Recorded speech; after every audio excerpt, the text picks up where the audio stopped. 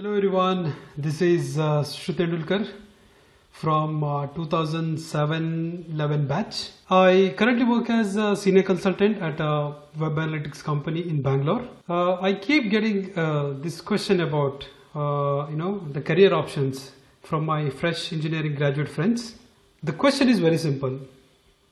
I've done my engineering in computer science or information science, but I don't want to get into a pure software development job. What would I do?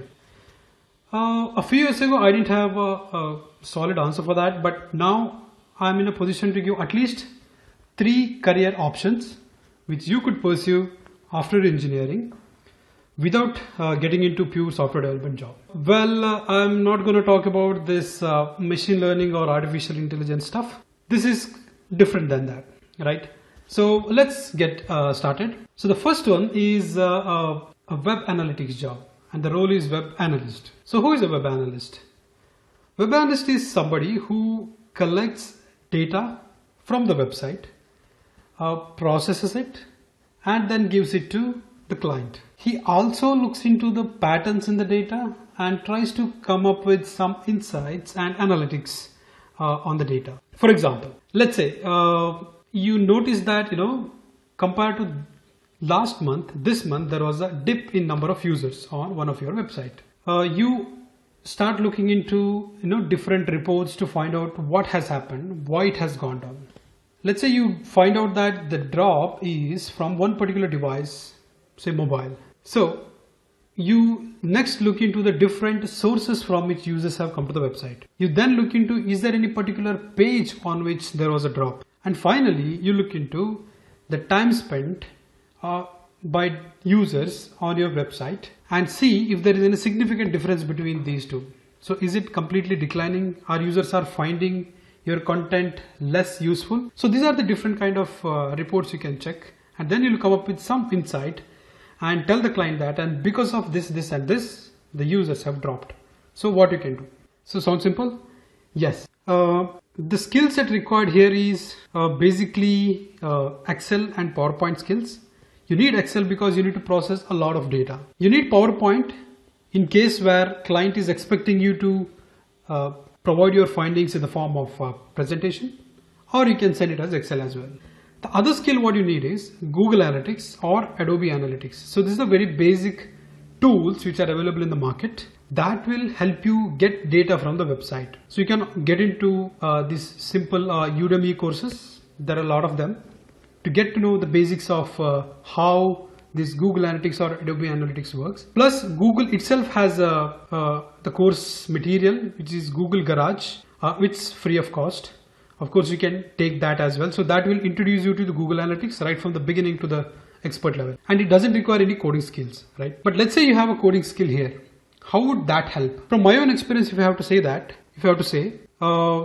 say there is a report you have to pull every week from Google Analytics. And if you don't know coding skills, what you do ideally is go to that tool, copy the data, paste it into Excel, and repeat this process depending on how big the report is, right? And it's a time consuming process. It's going to take a lot of time.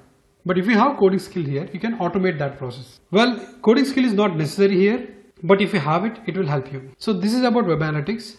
So basically you collect the data from different sources, process it, write some insights and give it to the client, right? So coming to the next one. So the second is conversion rate optimization expert. So this sounds a bit tricky, probably unknown to many people, but you can definitely give a try for this one. So what is a conversion rate optimization? Before that, let's break it. So what is conversion rate? Conversion rate is like number of users who have converted on your website compared to number of people who have come to your website. Like you can imagine every website will have some purpose, right? An e-commerce website will have the purpose which is to convert maximum people or make them purchase a product. A lead generation website like a school or education or a real estate or entertainment, whatever it is. So their aim is to generate the leads number of people who are interested in buying the product, not directly, but indirectly. So e-commerce website, you buy the product on the website, but on lead generation website, you don't buy product on website. You just give your information. You would have seen a form on different websites.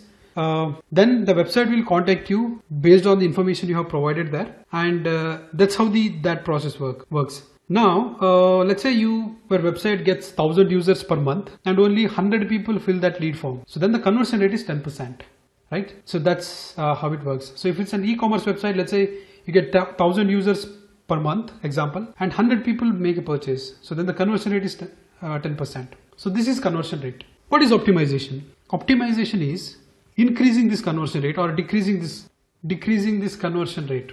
But in our case, nobody wants to decrease the conversion rate. But usually optimization is all about increasing a function or decreasing a function.